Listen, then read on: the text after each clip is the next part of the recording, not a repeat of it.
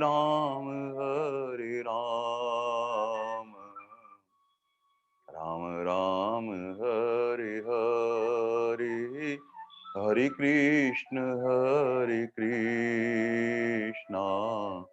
कृष्ण कृष्ण हरे हरे, हरे राम राम राम हरे हरे, हरे कृष्ण कृष्ण कृष्ण हरे हरे, हरे राम राम राम हरे हरे, हरे कृष्ण कृष्ण कृष्ण हरे हरे। ओम श्री परमात्मे नमः। वसुदेव सुतं देवं कंस चाणूरमर्दनम्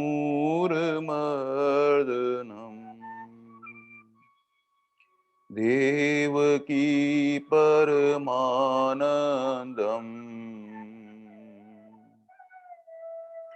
कृष्णं वन्दे जगद्गुरुम्। अजोऽपि सन्न्यवात्मा भूतानामीशरोऽपि सन् प्रकृतिं स्वामिधिष्ठाय सम्भवामि आत्मया यदा यदा हि धर्मस्य ग्लानिर्भवति भारत, अभ्युत्थानम् अधर्मस्य तदात्मानं सृजाम्यहम्, परित्राणाय साधूनां विनाशाय च दुष्कृतम्, धर्म संस्थापनार्थाय संभवामि युगे युगे। जन्म कर्म च देवमेवं यो वेत्ति तत्त्वतः, तत्देहं पुनर्जन्म नेति मामेति सोजनम्। वीतरागभयक्रोधा मन्मया मामुपाश्रित, बहो ज्ञानतपसा पूता मद्भावमागता। वसुदेवसुतं देवं कंसचाणूरमर्दनम् देवकी परमानन्दम् कृष्णं वन्दे जगद्गुरुम्। श्रीकृष्णं वन्दे जगद्गुरुम्।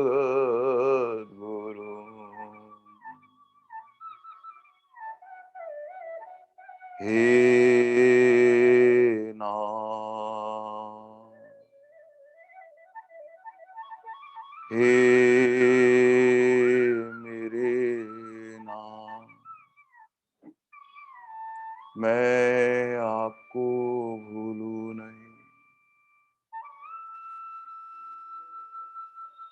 नारायण नारायण नारायण।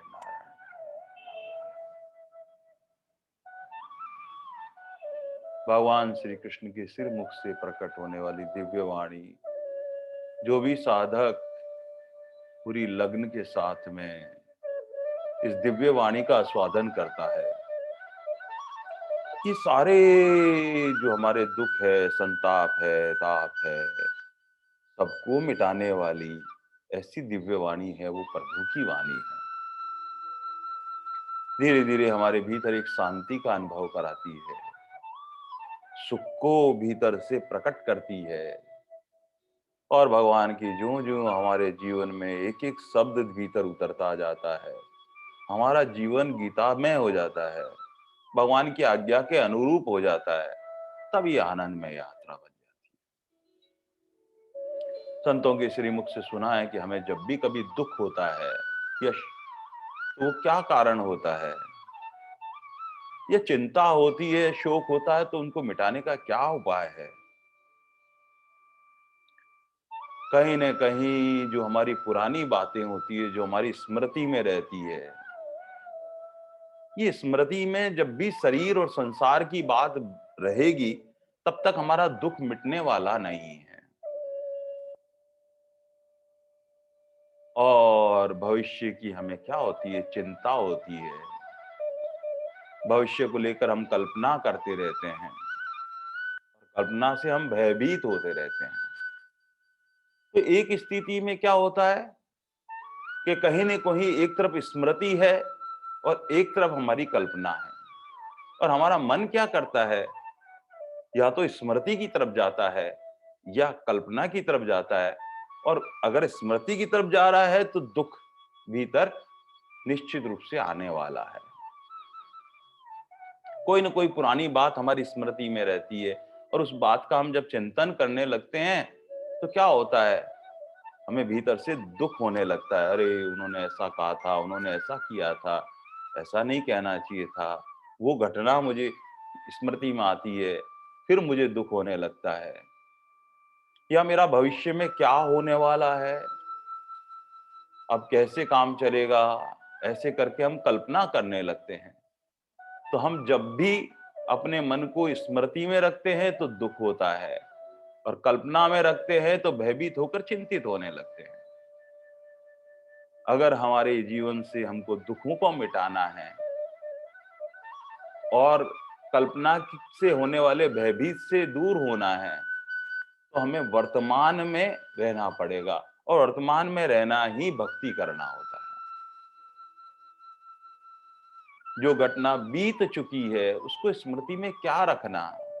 जब जब हम शरीर और संसार की बातें स्मृति में रखते हैं, तब तक हम दुख ही पाते हैं। और जो घटना हुई नहीं है, वो भविष्य में कुछ होने वाला है, उसको लेकर हम यूं ही भयभीत होते रहते हैं। इसलिए प्रभु पर विश्वास होता है तो हमें फिर भयभीत होने की आवश्यकता नहीं होती है। अगर हमारी स्मृति में प्रभु की स्मृति बनी हुई है, प्रभु की याद बनी हुई है, तब हमें सुखानुभूति देने लगती है। प्रभु हमको प्यारे लगने लगते हैं, मीठे लगने लगते हैं। तब हमारे भीतर से वो प्रेम प्रकट करने लगते हैं, जहाँ प्रभु से आत्मीयता हो जाती है, अपनापन हो जाता है। इसलिए बार-बार स्वामी जी महाराज कहते थे, मन से प्यार और बुद्धि से विचार करें। मन से प्यार का मतलब प्रभु को अपना मान लें और प्रभु की स्मृति में वर्तमान में जिएँ। अभी पिछले वाली घटना नहीं है, वर्तमान की कोई कल्पना नहीं है, तो फिर आज अभी तो आनंद, जो प्रभु का नाम स्मरण हो रहा है, प्रभु की कथा हो रही है, स्वाध्याय यज्ञ कर रहे हैं हम सब बैठकर, उसका हमें आनंद लेते रहना चाहिए। और जो ऐसा साधक करता है, उसके भीतर सहज सुख, शांति और आनंद की अनुभूति होती है। इसलिए जब कभी दुःख होने लगे तो विचार करें, अरे कोई पुरानी बात को तो याद नहीं कर रहे हैं हम। बस अभी वो घटना घट चुकी है, अब को क्या याद करना उसका? उससे तो सबक लेने वाली बात है कि ये गलती जो हुई अब भविष्य में दोबारा नहीं होगी। ऐसा विचार करके अपने आप को विलग कर लें और जो आगे घटना घटी नहीं है उसकी कल्पना करके भयभीत भी नहीं हुए। प्रभु पर विश्वास रखें, फिर हमको भगवान की कृपा से सहज एक आनंद की अनुभूति होने लगती है। अर्जुन के मन में ये प्रश्न था कि प्रभु, मेरी इच्छा है कि मैं हर वक्त आपका चिंतन करता रहूं, आपको कैसे जानूं? क्योंकि जैसे ही मेरे सामने परिस्थिति बदलती है, मेरी मन की स्थिति बदल जाती है। जब आपकी कथा सुनता हूँ, संतों के सानिध्य में रहता हूँ, किसी पवित्र धाम का विचरण करता हूँ, तब एक मन बहुत प्रफुल्लित रहता है, सब आनंद की स्थिति रहती है। लेकिन फिर वो संसार में जहाँ कहीं व्यवहार करना पड़ता है, फिर कामना, क्रोध, लोभ, मोह, मत्सरी मेरे से छूटते नहीं है प्रभु। आप कृपा करो ना, मैं सदा वर्तमान में आपका स्मरण कैसे करता रहूं, किन किन भावों से आपका चिंतन करता रहूं। तब भगवान कृपा करके कहते हैं कि मन की एक स्वभाव है, ये संकल्प विकल्प करता है, और संकल्प और विकल्प में चुनने का अधिकार भगवान ने हमको स्वतंत्रता दे रखी है। हम चाहें तो प्रभु के सन्निकट होकर प्रभु की स्मृति कर सकते हैं, और भविष्य की कुछ कल्पना है तो भगवान के विश्वास, भगवान है ना, ऐसा विश्वास करके अपनी गाड़ी को हम आगे ले जा सकते हैं, अपना साधना पथ सहजता से आगे बढ़ा सकते हैं। लेकिन मन का एक खूबी ये है कि ये सर्वश्रेष्ठता चाहता है, एक जगह टिकता ही नहीं है। हमने संसार में टिका टिका के देख रखा है, एक जगह टिकता है, थोड़ी देर वहां का सुख लेता है, फिर वहां से भाग जाता है, फिर नई चीज चाहिए उसको, उससे सर्वश्रेष्ठ चाहिए, फिर वहां चला जाता है। ऐसे ये जगह जगह जगह जगह जगह मन भटकता रहता है। मन का विश्राम सर्वश्रेष्ठता में है, और सर्वश्रेष्ठता कौन है? वो हमारे प्रभु है। हमारे प्रभु में इतना सामर्थ्य है, उसमें से प्रकट होने वाला ऐश्वर्य वही विभूति है। और प्रकट होने वाला ऐश्वर्य बल के रूप में हो सकता है, शोभा के रूप में हो सकता है, सुंदरता के रूप में हो सकता है। ये सब विशेषता लिए हुआ जो सामर्थ्य प्रकट होता है, भगवान उसको विभूति कहते हैं। विशेष सामर्थ्य से प्रकट होने वाला ऐश्वर्य। और अर्जुन ने कहा कि मैं 24 घंटे प्रभु आपका स्मरण करना चाहता हूं, आपका ही चिंतन करना चाहता हूं। तो मन को सर्वश्रेष्ठता का आधार चाहिए, और इसीलिए भगवान ने कृपा करके इन विभूतियों को प्रकट कर रहे हैं।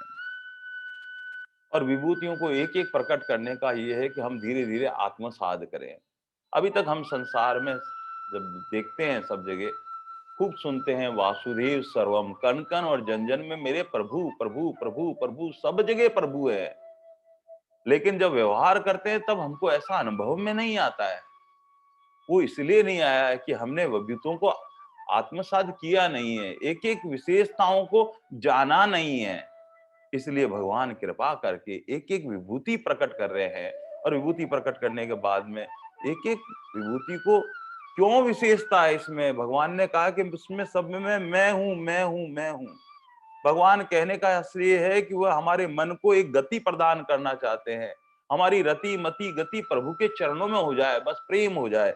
इसलिए भगवान एक एक विभूतियां प्रकट कर रहे हैं।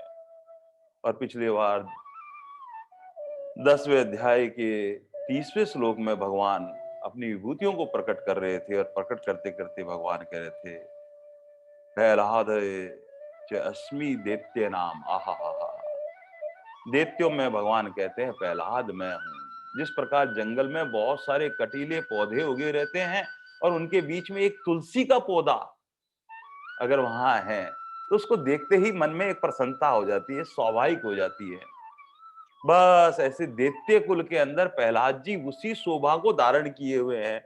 भगवान ने कहा कि ऐसा प्यारा प्रेमी भक्त जो स्वयं भी भगवान का चिंतन करता रहता है, और लोक संग्रह करके सबको भगवान में लगा रहता है, लगाता रहता है, और सदा कीर्तन में सबको आनंद देने वाले ऐसे प्रहलाद जी हैं।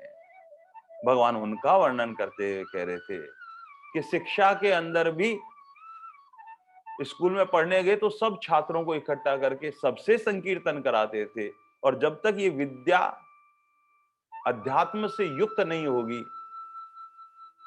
तब तक ये राक्षस प्रवृत्ति को ही जागृत करेगी। इसलिए सब स्कूलों में पहले मैं देखता था कि सब स्कूलों में प्रार्थना बड़ी प्रेम से बुलाया करते थे, जहाँ प्रभु का चिंतन स्मरण हुआ करता था। कुछ समय वहां पर 15-20 मिनट के लिए रामायण की कुछ चौपाइयां सुनाया करते थे, बच्चों को प्रेरणा देते थे कि कुछ श्लोक बोलो भाई। ऐसे संस्कृत के कुछ श्लोक बोले जाते थे, और इस तरह से उनकी शिक्षा धर्मयुक्त होती थी, और वो संस्कारित बालक फिर संस्कार में सेवा करता था, सद्भाव रखता था, सद्गुणों से संपन्न होकर आता था। लेकिन जैसे जैसे कुछ विकृति हुई तो प्रहलाद जी ने यही कहा, ये कितनी भी बड़ी शिक्षा है, वो धर्म युक्त नहीं होने से फिर राक्षस प्रवृत्ति होती है। फिर वो कहीं ना कहीं क्या करता है, उसका दिमाग राक्षस प्रवृत्ति में वैसे ही विचार आने लगते हैं। और राष्ट्र प्रति में बहुत ज्यादा पढ़ने के बाद, इंजीनियर साइंटिस्ट बनने के बाद में ऐसे कुछ वायरस बना देते हैं जो कंप्यूटर में सारा डाटा होता है उसको क्रैप्ट करने लग गए थे सारा का सारा। धीरे धीरे धीरे उनकी विकृति यहाँ तक पहुंच गई कि उन्होंने मनुष्य के लिए भी वायरस बनाने शुरू कर दिए, और वह भी कहीं ना कहीं हमको विकृति की ओर ले जाता है। इसलिए धर्म युक्त जो है इस शिक्षा, वही हमारा पथ आगे ले जा सकती है। इसलिए भगवान ने कहा, ये प्रहलाद जी मेरी विभूति है। वो क्या करते हैं, स्कूल में शिक्षा में भी सबको भगवान की स्मृति दिलाते रहते हैं, सबसे कीर्तन कराते रहते हैं, सबको भगवान में लगाते रहते हैं। और भगवान में लगाने से मुख से प्रकट होने वाले शब्द से प्रभु का नाम स्मरण होता है। और सब कीर्तन करके आनंद में, तो भगवान ने कहा, ये प्रहलाद जी मेरी विभूति है। आगे भगवान विभूति प्रकट करते कहते हैं, काल कलाताम अहम, ये जो समय है, कलताम कालम अस्मि, गणना करने वालों में ये समय मैं हूँ। जब हम गणना करते हैं, जब कोई ज्योतिष शास्त्र में कब सूर्य उगे होगा, कब शुभ मुहूर्त है, ये सब कुछ गणना करने में क्षण, घड़ी, दिन, पक्ष, मास, ये सब गणना में मूल रूप में समय जो है वो हमारे प्रभु हैं। इसलिए भगवान ने कहा, सब में काल मेरी विभूति है। इसीलिए हम देखते हैं काल इतना विशाल और विस्तार लिया हुआ है, और जी उसमें छोटा सा काल लेके आता है। काल कभी समाप्त नहीं होता है। भगवान इसीलिए कहा कि मेरी विभूति है। तब मन में आता है कि हे प्रभु, ये काल आपकी विभूति, तो आप कौन हो? तो भगवान कहते हैं, मैं काल का भी महाकाल हूं। इसलिए कल्पना और गणना के अंदर जब जो समय हम, काल का बड़ा महत्व होता है जब हम कल्पना करते हैं, गणना करते हैं। भगवान ने कहा कि मनुष्य अपनी बुद्धि से जब कल्पना करते करते थक जाए, जहां कंप्यूटर भी सारे फेल हो जाए, उससे भी जो परे है वह समय काल, प्रभु ने कहा वो मैं हूं, मेरी विभूति है। इसीलिए आज के 5000 साल पहले जो जो घटनाएं, जो जो व्यक्ति जो थे, वो सब काल कल्पित हो गए। लेकिन हमारे प्रभु पहले भी थे, मध्य में भी है, और अंत में भी प्रभु हैं। इसलिए भगवान ने कहा कि मैं काल का भी महाकाल हूँ। भगवान ने अपनी विभूति बताई है। इसलिए समय जैसा भी हो, उसमें अच्छा बुरा, उसमें प्रभु की तरफ दृष्टि होनी चाहिए, प्रभु की स्मृति होनी चाहिए कि समय जो है, प्रभु ने हमारे कहीं साधन को सर्वश्रेष्ठता बनाने के लिए ऐसा काम किया है। तब हमारी स्मृति, कई बार कहते हैं, अरे क्या करें, हमारा तो समय बड़ा खराब चल रहा है, हमारे तो भाग्य में ही ऐसा नहीं है, ऐसे समय को दोष रोपण करने लगते हैं। भगवान ने कहा, नहीं नहीं नहीं नहीं अर्जुन, नहीं नहीं नहीं, जैसा भी समय है प्रभु की कृपा है। उस समय का उपयोग, भगवान चाहते हैं कि एकांत में भी आनंद हो और लोकांत में भी आनंद हो, तो वैसी ही समय की व्यवस्था करते हैं। और भगवान जो समय जिस स्थिति में जहां प्रसन्न रखे, वहां प्रभु का चिंतन होना चाहिए। भगवान ने कहा, समय मेरी विभूति है, काल जो है मेरी विभूति है। इसलिए हर काल में आनंद की स्थिति में रहना चाहिए। कैसे है? आनंद है, आनंद है, आनंद है, आनंद है, आनंद है। परम श्रद्धेय जय दयाजी गोविंदा महाराज जी अपने प्रवचन में नित्य कहते थे कि आनंद आनंद आनंद आनंद आनंद बोलने से आनंद स्वरूप परमात्मा हमारे भीतर प्रकट हो जाता है। इसलिए हर परिस्थिति में अपने दुखों का रोना नहीं रोना चाहिए, बल्कि ये कहना चाहिए कि भगवान ने कृपा कर रखी है, आनंद कर रखा है, आनंद है, आनंद है। ऐसे करने से प्रभु का चिंतन बना रहता है, क्योंकि समय प्रभु की विभूति है। भगवान आगे आगे कहते हैं, आहा हा हा, मृगाणाम च मगेंद्र, आहा हा। भगवान कहते हैं, ये पशुओं में जो मृगराज है, जो शेर है, ये मेरी विभूति है। आहा हा। हम चिड़ियाघर में जाकर देखते हैं और वहां जाकर शेर को देखते हैं, या पास में ही सवाई माधोपुर है, वहां पर अभ्यारण्य में जाकर देखते हैं, और वहां दूर दूर से भारतवर्ष के लोग बाग आते हैं, वहीं से वो चिंतन करते आते थे वहां जाकर शेर देखेंगे। और वहां जाकर ऑनलाइन बुकिंग कराने के बाद में वहां जाके और कई लोगों को शेर दिखाई नहीं देता है। ऐसा लगता है कि शरीर से जिनके प्राण निकल गए हैं, लेकिन जिनको दिखाई देता वो इतने ऐसे आत्मविभोर हो जाते हैं, अरे जैसे भगवान मिल गए हुए हैं। ऐसा क्यों महसूस होता है? क्योंकि उस शेर में भगवान ने कहा कि मेरी विभूति है। इसलिए जहां कहीं शेर देखें वहां ऐसा भाव हो जाए, ये मेरे परमात्मा की विभूति है, मेरे परमात्मा का चिंतन बना रहेगा। और क्या शेर को किसने बनाया वनराज, किसने बनाया राजा? उसकी एक दहाड़, उसका तेजस्व, उसका सूरवीर। ऐसा नहीं कहीं सिंहासन लाए, उसका राज तिलक किया और फिर राजा बनाया। भगवान ने कहा कि वो तो स्वयंभू राजा है।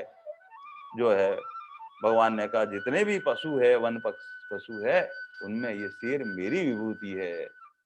इसलिए हमारा जहां कहीं शेर देखने का ऐसा मिले तो हमारे को प्रभु याद आ जाना चाहिए कि भगवान की ये विभूति है। फिर परमात्मा का चिंतन। यही तो अर्जुन ने कहा कि हे प्रभु, मैं परिस्थिति बदलते ही मेरी मन स्थिति बदल जाती है। और मन स्थिति बदलने से क्या होता है कि मुझे जंगल में घूमता हूं तो मैं और कुछ सोचने लगता हूं, मैं आपको भूल जाता हूं। लेकिन अब क्या होगा जब हम शेर देखेंगे, तब भगवान की विभूति नजर आएगी और हमें प्रभु का चिंतन बना रहेगा। भगवान आगे कहते हैं, वेंते च पक्षिणाम। वेंते का मतलब ये है, जो गरुड़ पक्षी जो है वह मेरी विभूति है। जिस प्रकार से चार पैर वालों में सिंह मेरी विभूति है, ऐसे ही उड़ने वाले जितने भी पक्षी है, भगवान कहते हैं गरुड़ जी मेरी विभूति है।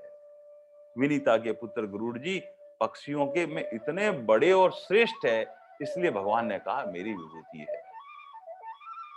भगवान विष्णु के वाहन हैं, इसलिए भगवान ने कहा ये मेरी विभूति है। जब वो उड़ते हैं तो अपनी पीठ पर भगवान को विराजमान करके उड़ते हैं। भगवान ने कहा कि कौन मेरा भार सहन कर सकता है? जो मेरी विभूति है वही तो भार सहन कर सकता है।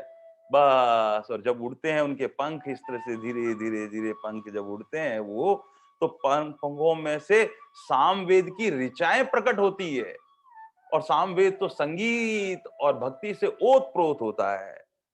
और वो एक एक जब उड़ता है तो वहां से ऋचाएं प्रकट होती है, जो सबको आनंद विभूति देती है। इसलिए भगवान ने कहा ये गरुड़ जी मेरी विभूति है। भगवान आगे आगे कहते हुए 10वें अध्याय के 31 श्लोक में फिर भगवान कहते हैं, पवना पवतामस्मि राम शस्त्र भूतानाम।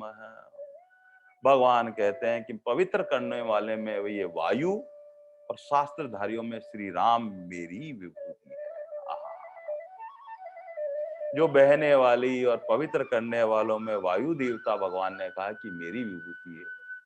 हम कुछ भी नहीं करें, प्रातःकाल प्रभात वेला में उठकर हम अपनी छत पर या बाहर लॉन में जहां कहीं जगह है, बस जाके यूं ही सहज में बैठ जाएं।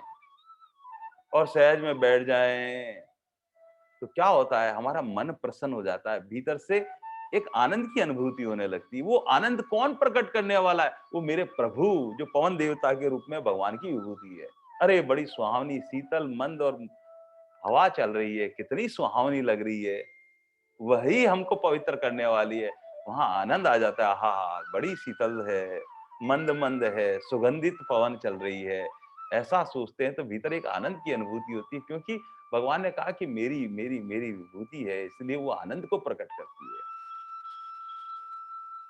इसलिए कभी कभी रोग हो जाता है तो डॉक्टर क्या करते हैं, अरे इनका हवा पानी बदलवा दो।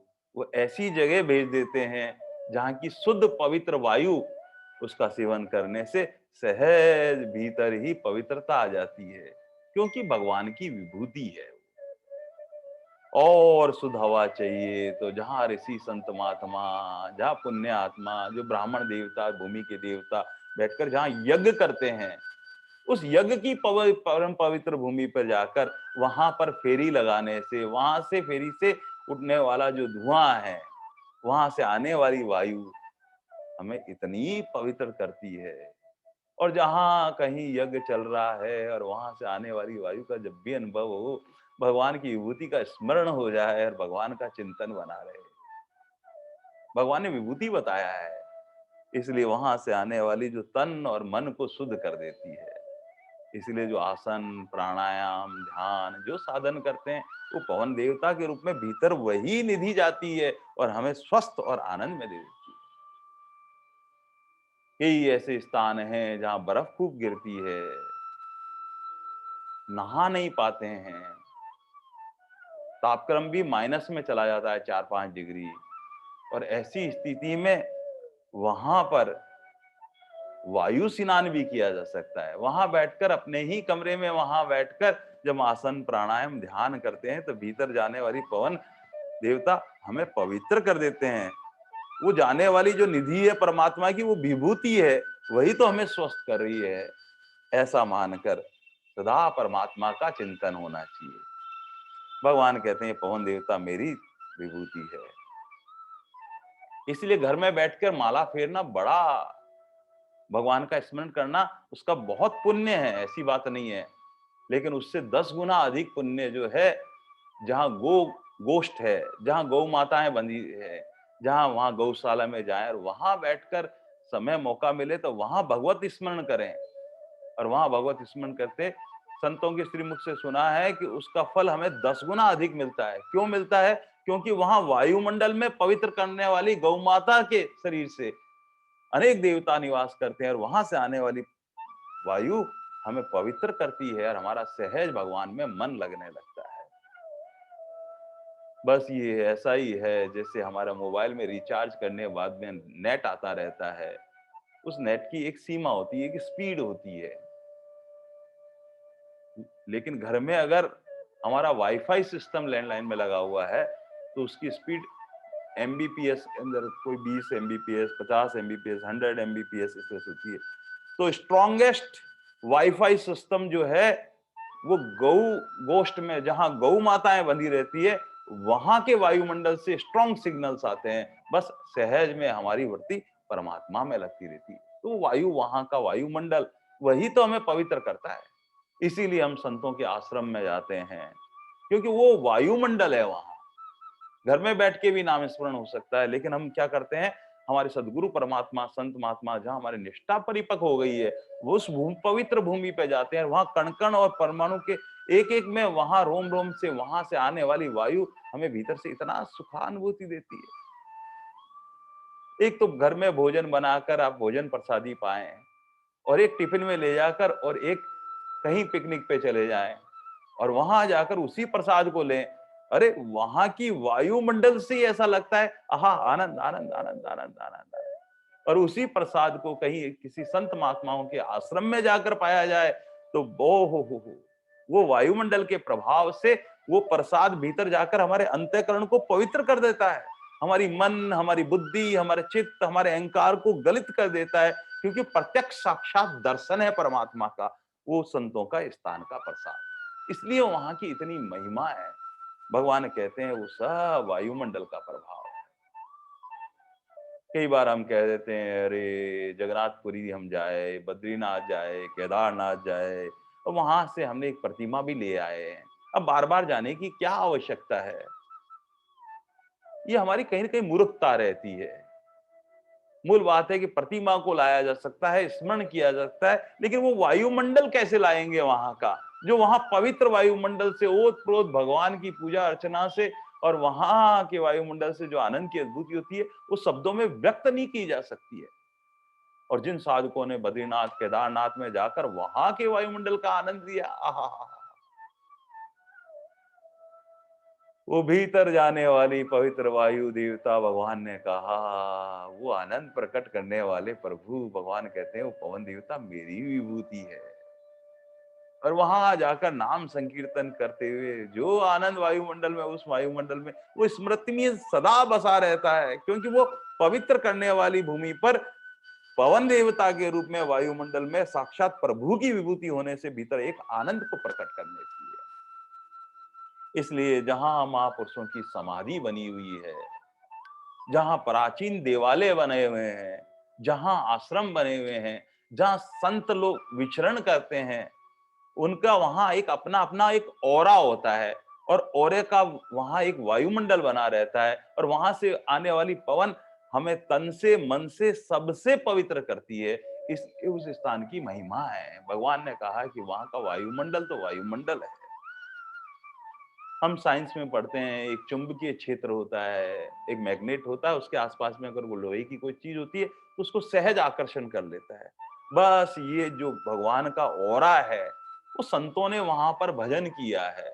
वो संतों की पवित्र भूमि है। वहां की रज संतों के चरण को स्पर्श की हुई है और वहां से आने वाली वायु हमको पवित्र कर देती है, हमारे भीतर एक आनंद की अनुभूति देती है। इसलिए हम क्या करते हैं, महीने में 15 दिन में एक बार पवित्र स्थान पर वहां जाने का प्रयास करते हैं, क्योंकि वह जगह इसलिए हमें इतनी आनंदित देती है कि वहां का वायुमंडल, वहां की पवन हमें भीतर से पवित्र करती है। इसलिए तीर्थ स्थानों का इसीलिए महिमा है क्योंकि वहां पर स्ट्रॉन्गेस्ट वाईफाई सिस्टम जो भगवान की कृपा का वो लगा हुआ है और उसका एक आनंद भगवान ने कहते हैं, वो पवन देवता वायुमंडल भगवान ने कहा मेरी विभूति है। और पवन देवता भगवान कहते हैं एक ही उड़ान में 7 समुद्र की परिक्रमा कर लेता है। ऐसा कौन है? ये भगवान की विभूति है पवन देवता। जो पवन एक बार उड़ान भरे तो 7 समुद्र की प्रदक्षिणा करके सब जगह विचर करके आ जाए। इसलिए भगवान ने कहा कि मेरी विभूति है। इसलिए प्रातः काल जो अदृश्य रूप में दिखने वाली वायु, लेकिन हमें अनुभूत होने वाला वायु, उसमें परमात्मा का चिंतन बना रहे। इसीलिए गर्मी के चिलचिलाती धूप के अंदर आकर हम जब पंखे में बैठते हैं और पंखा जब चलता है तो एक सुखानुभूति होती है। हा हा हा, भीतर से एक आत्मिक प्रसन्नता होती है। ये आनंद के रूप में प्रकट होने वाले मेरे परमात्मा, क्योंकि पवन देवता भगवान की विभूति है। अब पवन देवता से तो विलग कहीं रह ही नहीं सकते, इसलिए बस जहां पवन देवता की अनुभूति हो, बस भगवान का चिंतन बना रहे, फिर हमारा 24 घंटे ही प्रभु याद आते रहेंगे, क्योंकि भगवान ने कहा कि पवन मेरी विभूति है। आहा हा, और भगवान आहा आगे जो वर्णन करते हैं, भगवान विभूति प्रकट करते हैं, राम शस्त्र भूतानाम अहम। आहा, शस्त्र धारण करने वालों में श्री राम मेरी विभूति है। क्यों कहा भगवान ने ऐसा कि शस्त्र धारण करने वाले में श्री राम मेरी विभूति है?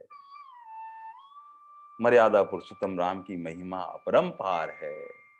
रघुकुल के अंदर दशरथ और दशरथ के पुत्र राम, जो उन्होंने जीवन मर्यादा के साथ में जिया, वो लीला करी, उस लीला को रामायण में पढ़ पढ़ के हम जो आनंद की अनुभूति करते हैं, वो जितनी बार नवीनता लिए हुए नित नवीनता, एक आनंद देने वाली बाबा तुलसी ने जो रामायण लिखी, और वहां भगवान की जो लीला में प्रकट हुई, भगवान का जो कर्तव्य पालन, भगवान का प्रेम, भगवान की कृपा का अनुभूत जो हमको होता है,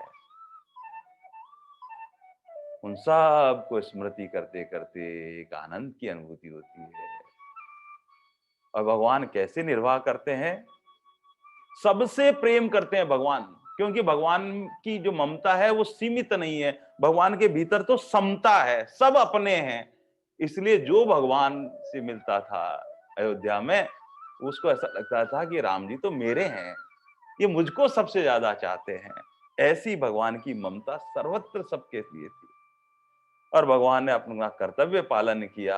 रघुकुल रीत सदा चली आई, प्राण जाए पर वचन न जाए। ऐसे सत्य पे अड़िग रहने वाले भगवान, समय आने पर क्या हुआ, काल समय परिस्थिति के अनुसार से सबका धीरे धीरे त्याग कर दिया।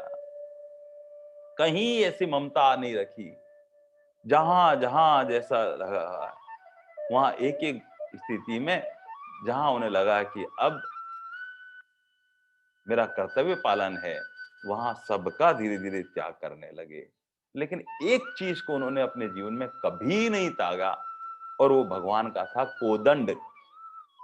भगवान का वो धनुष्मान वो सदा साथ रहा। इसलिए भगवान ने कहा कि शस्त्र धारण करने वालों में राम मेरी विभूति है।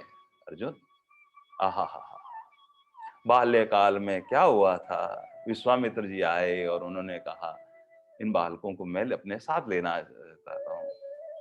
दशरथ जी और उस वक्त ऐसी स्थिति में नहीं थे, लेकिन देखा कि इनका प्रभु की कोई लीला है और फिर विश्वामित्र के साथ गया। तो उस वक्त बाल्यकाल में अपने माता पिता को एक बार त्याग करके वन में चले गए, बाद में वापस लौट आए। और फिर अयोध्या जो उनको प्राणों से प्यारी, जो बैकुंठ से भी प्यारी लगती है अयोध्या, जिसकी क्या महिमा कही जाए, लेकिन एक बार भगवान ने अयोध्या का भी त्याग कर दिया। वो उनकी लीला करना चाहते थे और सब लीला करने के लिए हम सब रात दिन संतों के श्रीमुख से पढ़ते रहते हैं, रामायण में सुनते रहते हैं।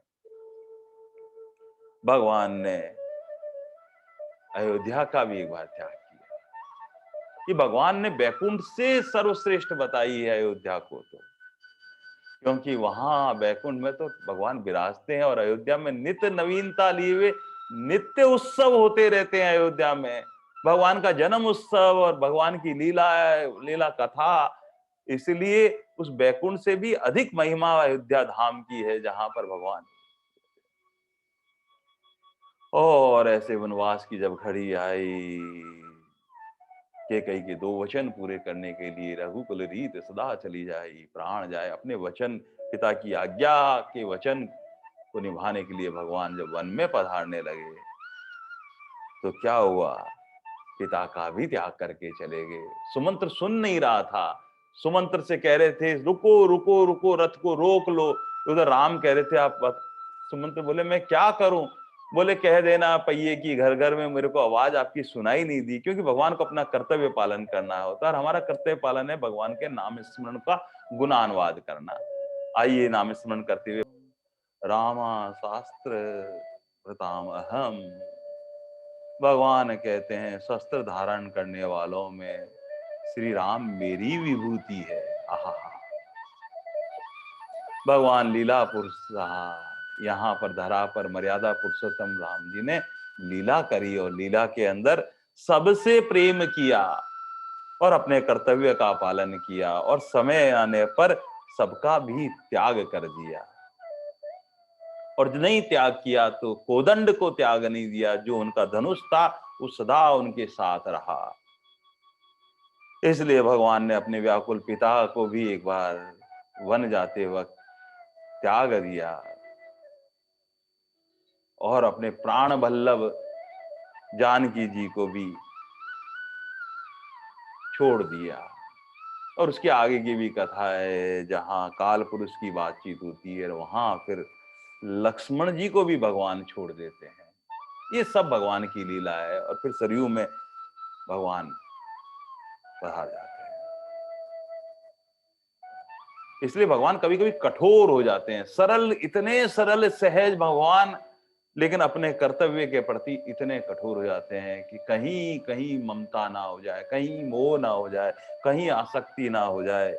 इसलिए भगवान वहां कठोर भी हो जाते हैं और समय आने पर सबका त्याग भी कर देते हैं। ये भगवान की लीला है। इसलिए इन्होंने सब कुछ कर्तव्य पालन करते हुए जिस किसी को नहीं छोड़ा, तो वह धनुष सदा राम जी के साथ में रहा। इसलिए भगवान वास्तव में सूर्यवंश के सूर्य हैं, जिन्होंने कभी भी अपने कोदंड को, शस्त्र को नहीं छोड़ा। इसलिए भगवान कहते हैं शस्त्रधारियों में राम मेरी विभूति है।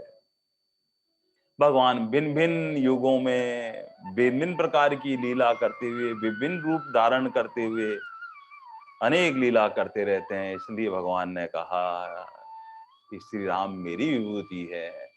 इसलिए राम जी में और श्री कृष्ण जी में कोई अंतर नहीं है। साधक के लिए इष्ट भेद हो सकता है, लेकिन भाव भेद नहीं हो सकता। भाव रूप से वो एक ही तत्व है जो सर्वव्यापकता लिए हुए है। वह घट घट में रमने वाला वही तो राम है। सबके मन को आकर्षण करने वाला वही तो कृष्ण है। भाव रूप में एक ही है। इष्ट रूप में हमें लगता है कि मेरे इष्ट राम जी हैं, मेरे इष्ट जो कृष्ण भगवान है, मेरे इष्ट शंकर भगवान है, मेरी इष्ट जगत माता जगदम्बा है। ये सब इष्ट रूप में भेद हो सकता है, लेकिन भाव रूप में सब एक है। भगवान ऐसी शंका मिटाते हुए विभूतियां प्रकट कर रहे हैं।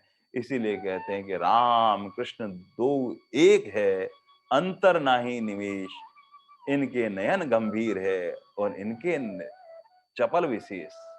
इसलिए भगवान ने कहा कि शस्त्रधारियों में श्री राम मेरी विभूति है। भगवान आगे विभूतियां प्रकट करते करते इसी 10वें अध्याय के 31 श्लोक में फिर आगे कहते हैं, जशनाम मक्रम अस्मि। ये मछलियां जो जलचर है, जो तैरने वाली हैं, उसमें भगवान ने कहा कि मगर मेरी विभूति है, क्योंकि वो बड़ा विशाल आकार लिए होता है और बहुत बलवान होता है। उसका जब तेजी से वेग जो होता है, वो भगवान की विभूति की वजह से क्या है कि बहुत बड़ी छलांग लगा पाता है। और हम जब भागवत जी में कथा सुनते हैं गजेंद्र मोक्ष की, वहां गजेंद्र को किसने पकड़ा था? मगर ने ही तो पकड़ा था। जो हाथी बलवान होते हुए भी अपना पैर नहीं छुड़ा पा रहा था, क्योंकि मगर भी भगवान की विभूति है। इसलिए सब जीव जंतुओं में जहां हमारी दृष्टि जाए, वहां मगर को भी देखें तो वहां देखते ही प्रभु की विभूति है, प्रभु का चिंतन, प्रभु का स्मरण होना चाहिए। सब भावों में ऐसे हमको प्रभु प्रभु प्रभु याद आने चाहिए। भगवान इसके आगे एक एक श्लोक में आगे विभूतियां प्रकट करते जा रहे हैं और भगवान ने आगे कहते हैं, स्तोताम अस्मि जानवी। आहा हा हा। जो नदियों में श्री भागीरथी गंगा जी है, जानवी माने गंगा जी। ये भागीरथी गंगा जो है समस्त नदियों में परम श्रेष्ठ जो गंगा मैया है, वो भगवान के श्री चरणों में से प्रकट होने वाला चरणोदक सबको परम पवित्र करता है। इसलिए भगवान ने कहा कि मेरी विभूति है। भगवान विष्णु स्वयं द्रवीभूत होकर बहने लग गए थे। ब्रह्मा जी ने अपने कमंडल में जाकर गंगा रूप में हो गए और ब्रह्मा जी के कमंडल में भगवान विराज। तो भगवान ने कहा कि ये स्त्रोतास्मि जानवी, ये जानवी जो है गंगा जी मेरी विभूति है। और इसलिए जहां हरिद्वार के आगे ऋषिकेश में बहुत लोगों की जीवन की आकांक्षा रहती है कि जीवन में एक बार हम गंगा जी के वहां जाकर दर्शन, स्पर्श और स्नान कराएं, तो हमारे जीवन की अब कोई अभिलाषा नहीं है। केवल ये है कि इसलिए सामर्थ्यवान लोग तो आज सहजता में यात्रा कर पाते, लेकिन पुराने समय में एक एक रुपया इकट्ठा करके कैसी भी स्थिति में हर जीव की इच्छा रहती थी कि जीवन में एक बार प्रभु प्रभु हमें ऐसा मौका मिल जाए कि हम साक्षात गंगा जी के वहां जाकर दर्शन कर आए। भीतर गंगा जी के लिए एक भाव लिए हुए जाते थे और वहां भाव जाते ही सीधे दंडवत प्रणाम करके जब दर्शन होते थे, उनके भीतर का भाव ऐसा लगता था साक्षात प्रभु मिल गए हैं। उनको स्पर्श करने के बाद में आंखों पे लगाते, कान पे लगाते, गर्दन पे लगाते, सारे शरीर में गंगा जी को ऐसा अनुभव करते साक्षात प्रभु से मिलन हो रहा है। इन भावों से भावित हो जाते थे और क्षमा मांगते हुए फिर गंगा जी में स्नान करते थे। स्नान करने से भीतर जो पवित्रता, शीतलता और एक आनंद रहता है, वो भगवान ने कहा वो आनंद को प्रकट करने वाला मैं ही तो हूं भीतर। इसलिए भगवान ने कहा ये गंगा जी मेरी विभूति है। भगवान के चरणों से प्रकट होने वाली गंगा हमारे सारे पापों का क्षय कर देती है। इसलिए भगवान ने कहा ये मेरी विभूति है। यूं ही सहज नहीं आई गंगा जी, बहुत तपस्या करी। भागीरथ जी के 3 पीढ़ियों ने तपस्या करी, तब जाकर गंगा जी वहां प्रकट हुई। भगवान ने यहां पर कहा स्त्रोतास्मि जानवी। जानवी क्यों कहा गंगा जी को? भागीरथ जी ने गंगा जी को प्रकट करने के बाद में धरा पर पधार रही थी। गंगा जी अपने वेग से आ रही थी और भागीरथ जी आगे आगे चल रहे थे। रास्ते में क्या हुआ, संतों की श्रीमुख से सुनते हैं, एक राजा थे जन्नू राजा। वो अपने यज्ञ कर रहे थे और यज्ञ की सारी सामग्री थी, और यज्ञ करते करते उन्होंने देखा कि गंगा अपने वेग से आ रही है। तो बहुत तपस्वी थे, मंत्रों को साध रखा था। उन्होंने क्या किया कि अरे गंगा जी इस वेग से आ रही है तो मेरी सारी सामग्री और यज्ञ सब ध्वस्त हो जाएगा, सब गंगा जी में बह जाएंगे। ऐसा विचार करके उन्होंने क्या किया, अपने तपोबल से, मंत्र बल से गंगा जी के जल का उन्होंने आचमन करके पी गए, प्रसाहन कर लिया उन्होंने, अपने भीतर ही गंगा जी को समाहित कर ली। फिर भागीरथी जी ने देखा कि अरे गंगा जी पीछे पीछे आ रही थी, गंगा जी कहाँ गई। फिर आकर देखा, फिर बाहर देखा तो अरे ये जन्नू राजा जो है ये यज्ञ कर रहे हैं और इन्होंने आचमन करके पूरे गंगा जी का प्राशन कर लिया है।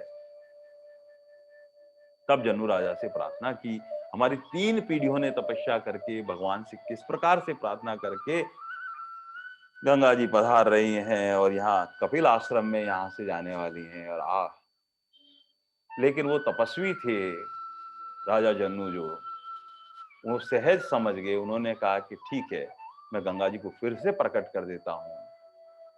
और उन्होंने क्या किया, अपने कान के माध्यम से अपनी पुत्री मानते हुए गंगा जी को प्रकट किया, इसलिए वो जन्नू कन्या कहलाई, इसलिए उनका नाम जानवी पड़ गया।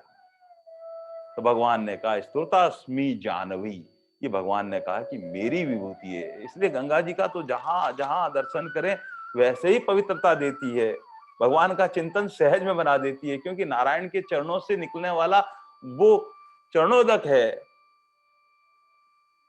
इसलिए भगवान की स्मृति होना सहज हो जाना चाहिए। जीवन में अंतिम समयों में भगवान से हर जीव यही प्रार्थना करता है कि प्रभु जब मेरे प्राण तन से निकले उस वक्त कोई मुझे तुलसी दल और गंगा जल मेरे मुंह में डाल दे। गंगा जल डालने का मतलब ये है कि वो पवित्र गंगा भगवान की विभूति है, और जैसे ही मुंह में गंगा जल जाता है भगवान का स्मरण होने लगाता है, और अंतमति सो गति। इसलिए भगवान ने कहा कि अरे सदा चिंतन के लिए परिवार वालों में भी ऐसा ही होना चाहिए कि कहीं न कहीं किसी के प्राणांत हो रहे हैं तो गंगा जल देते वक्त भगवान की विभूति समझ के उनको जल देना चाहिए, ताकि उनका स्मरण बन जाए, प्रभु की याद आ जाए, क्योंकि भगवान की विभूति है। इसलिए तुलसी पत्र और गंगा जल मुख में देने का कृपा करते हैं भगवान के जो साधक लोग होते हैं, ताकि कैसे न कैसे जीव की परमात्मा में शरणागति हो जाए, भगवान के चरणों में पहुंच जाए जी। और फिर बाद में, मृत्यु के बाद में सबकी अस्थियां गंगा जी में जाके प्रवाहित करते हैं। वो परम पवित्र उस स्मृति भगवान की सदा बनी रहे। इसलिए हम भारत में सौभाग्यशाली हैं हम सब, कि यहाँ भारतीय गौ माता जैसा अमृत का दूध यहाँ उपलब्ध है, और गंगा जैसी माँ यहाँ है जो साक्षात परमात्मा। ऐसा जल जो संसार में कहीं नहीं मिलेगा।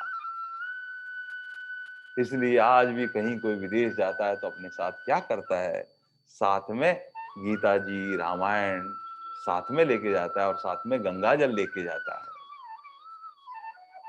परम श्रद्धेय राजेंद्र दास जी महाराज नित्य कहा करते थे कि जगन्नाथपुरी से आने वाला भगवान का भोग का जो चावल है जो है वो प्रसाद जिह्वा पे रखें, और सदा गंगा जल की एक बूंद जो है वो जिह्वा पे रखने से सहज भगवान की स्मृति बनी रहती है, भगवान याद आते रहते हैं। प्रभात में उठते ही सबसे पहले भगवान का प्रसाद में गंगा जल और चावल, जगन्नाथ जी के यहाँ से आया हुआ प्रसाद वो ग्रहण करते हैं, तो सदा परमात्मा की। बोलो गंगा मैया की। एक एक इतनी विभूतियां भगवान प्रकट करते जा रहे हैं। वो केवल इसीलिए कि अर्जुन का एक छोटा सा प्रश्न यही था कि भगवान मैं आपको कैसे जानूं, सब भावों से आपका कैसे चिंतन बना रहे, ताकि सदा मैं आपके भाव में भावित रहता रहूं, सदा आपकी याद आती रहे। और भगवान ने कृपा करके जो विभूतियां प्रकट कर रही हैं